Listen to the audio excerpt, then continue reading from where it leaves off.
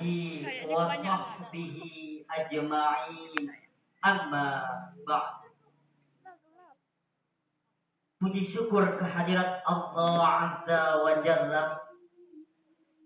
Tuhan penguasa jiwa dan raga, Tuhan semesta alam, Tuhan yang maha mengetahui, Tuhan yang telah memberikan nikmat dan karunia-Nya kepada kita manusia, sehingga kita dapat merasakan betapa besar nikmat dan karunia-Nya dalam menjalankan kehidupan di dunia. Di tangannya segala daya dan ikhtiar kita, dan tidak ada satu pun di dunia ini yang luput dari. Salawat teriring salam kita haturkan kepada kekasih Allah, Baginda Muhammad sallallahu alaihi wasallam yang tercinta, keluarganya yang sedih, sahabatnya yang setia, atas warisan pedoman dan tuntunan yang sempurna bagi kehidupan di dunia dan di akhirat. Cahaya kesuciannya tetap terpancar kepada kita manusia yang masih istiqomah dalam melanjutkan visi misi kenabian beliau. Dewan Hakim yang kami hormati,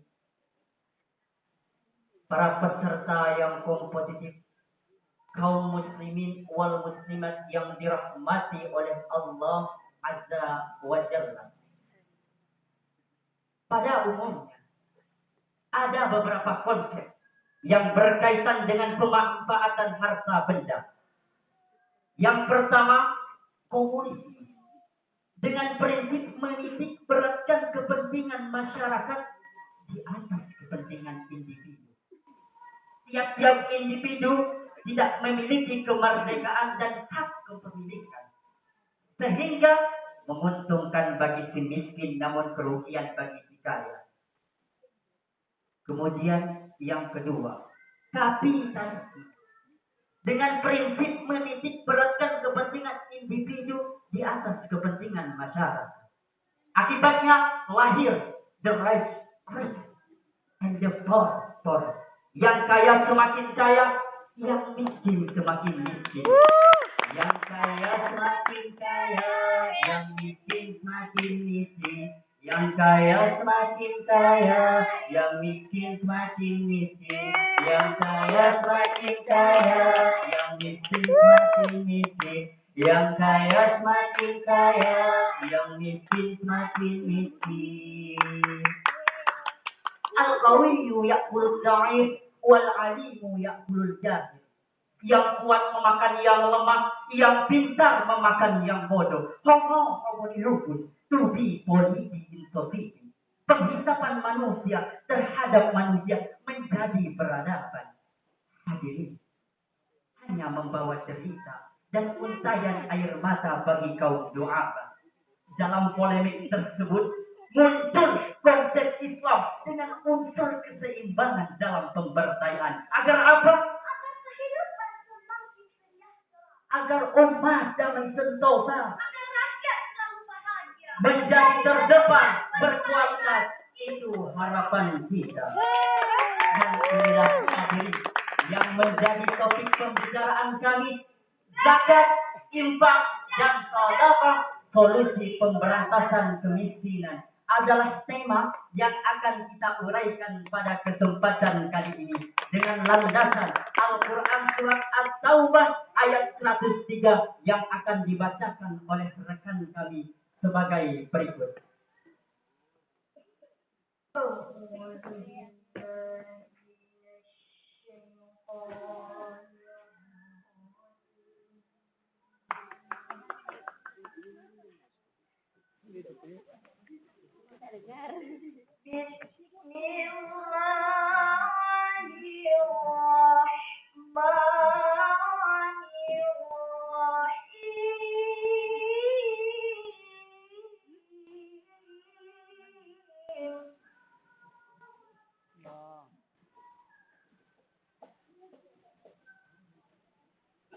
قل من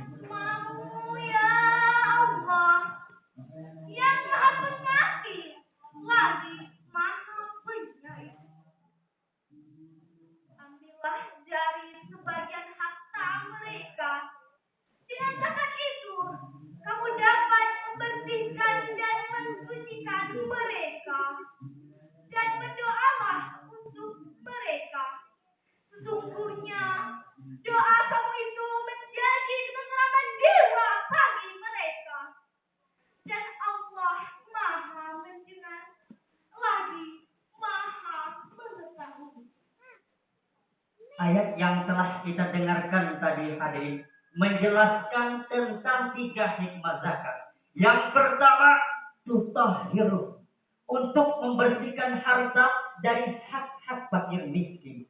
Orang yang tak berharta, orang yang terbaring di pinggir-pinggir jalan, yang tiap hari merasakan pedih-pedihnya kehidupan. Hanya isak tangis yang ia rasakan. Kemudian yang kedua, waktu zaktihi, untuk membersihkan penyakit rakus, tamak, dan serakah. Penyakit ini, saudaraku, yang harus kita bersihkan. Sebab kenapa? Karena apabila manusia dilanda oleh penyakit ini, maka akan lahir hartawan berjiwa malu, pengusaha bermental tak laba, dan penguasa berotak Fir'aun. Fungsinya bukan pelindung rakyat, tetapi pemerah, penindas, bahkan merampas hak-hak rakyat. Kemudian yang ketiga, zakarul lahu, dengan zakat, infak, dan sedekah. Jiwa akan tenang, hati senang, walaupun banyak uang. Hati senang walaupun tak punya uang. Oi, hati senang walaupun tak punya uang. Hati senang walaupun tak punya uang. Oi, hati senang walaupun tak punya uang. Tetapi sebaliknya, saudara, jika para agnia, para konglomerat, para pejabat enggan berzakat, enggan berinfak, dan enggan bersedekah, maka suatu negara bisa kiamat. Walau mobil makin mengkilap, dijamin rakyat sulit bergaul. Apalagi jika pejabat sudah jadi penjahat, menginginkan uang rakyat, menguras ekonomi rakyat, jelas bangsa bisa kiamat. Na'udzubillahi min dzalik. Padahal Rasulullah sallallahu alaihi wasallam telah mengancam, laisal mu'minuna allazi yasbi'u wajaruhu jari'un ila jambi. Bukan termasuk orang mukmin orang yang hidupnya kenyang sendirian, sementara tetangganya hidup dalam kelaparan. Dewan Hakim yang kami hormati, kaum muslimin wal muslimat yang dirahmati oleh Allah Azza wa Jalla. Dr. Ismail Rajai Al-Faruqi, Direktur Lembaga Pengkajian Islam Internasional, mengatakan bahwa kemiskinan, kebodohan, dan keterbelakangan merupakan 3 permasalahan besar saat ini. Namun di antara ketiganya, kemiskinan yang paling berbahaya. Sebab kenapa? Karena kebodohan dan keterbelakangan itu muncul akibat adanya kemiskinan. Sebagai bukti, tidak sedikit saudara-saudara kita yang menjual akidahnya hanya untuk mempertahankan hidupnya. Bukankah karena kemiskinan, tidak sedikit para gadis kita yang menjual kehormatannya hanya untuk mendapatkan sesuatu nabi. Na'udzubillah.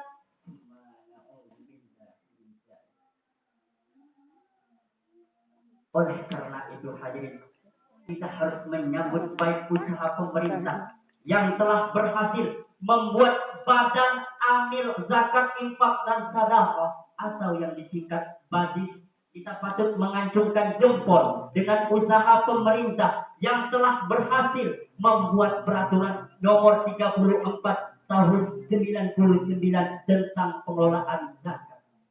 Semoga dengan usaha ini dapat menyadarkan masyarakat kita untuk tetap taat, berzakat, berinfak, dan bersedekah, sehingga dapat mengurangi kemiskinan dan mensejahterakan masyarakat kita. Amin ya rabbal alamin. Hadirin, jika umat Islam sudah mau mengeluarkan zakat, sudah mau mengeluarkan infak, sudah mau bersedekah, kami yakin kemiskinan sedikit demi sedikit di negara kita tercinta ini akan berkurang, sehingga dapat mengurangi kemiskinan dan mensejahterakan masyarakat kita. Dan bagi kita kaum yang beriman yang telah melakukan hal tersebut, berarti telah melakukan amal soleh yang telah dianjurkan oleh Allah Azza wa Jalla. Sebagai balasannya, Allah Azza wa Jalla berjanji di dalam Quran surat Al-Maidah ayat 9 sebagai berikut.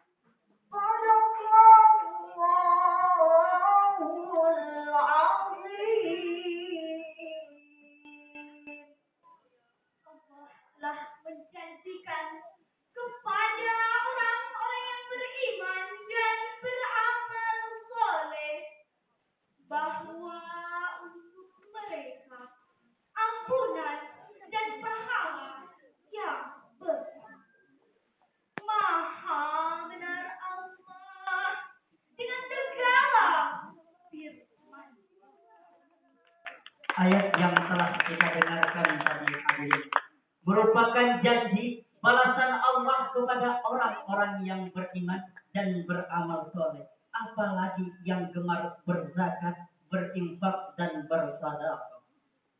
Oleh karena itu hadirin, jika ada orang kaya yang tidak peduli terhadap kaum du'afa, konglomerat yang acuh terhadap kaum melarat, pejabat yang a priori terhadap kaum rakyat, maka orang-orang tersebut bukan termasuk orang yang jahat, tetapi termasuk orang-orang yang tidak beriman.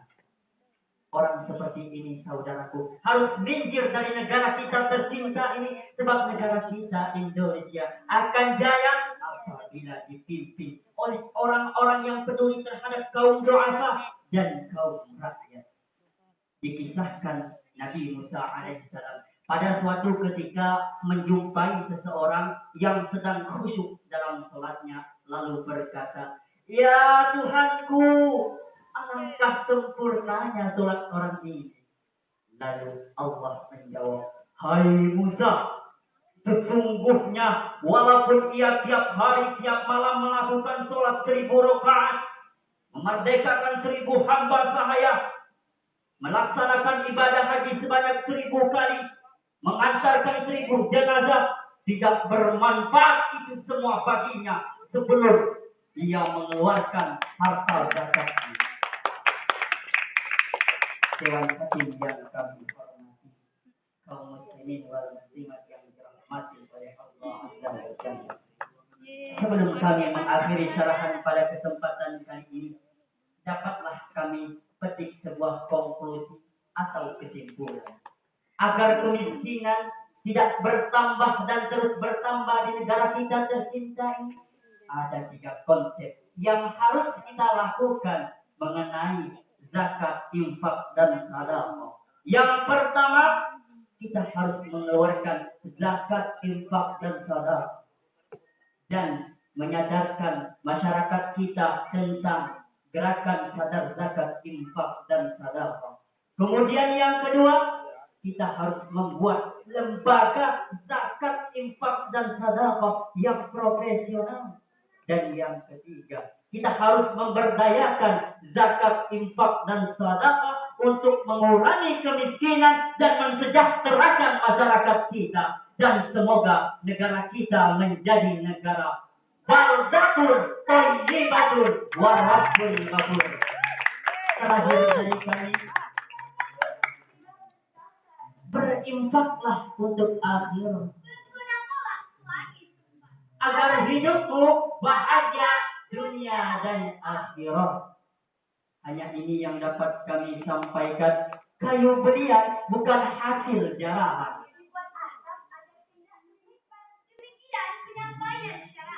Mohon maaf atas segala kekhilafan. Puji syukur kepada Sang Pencipta.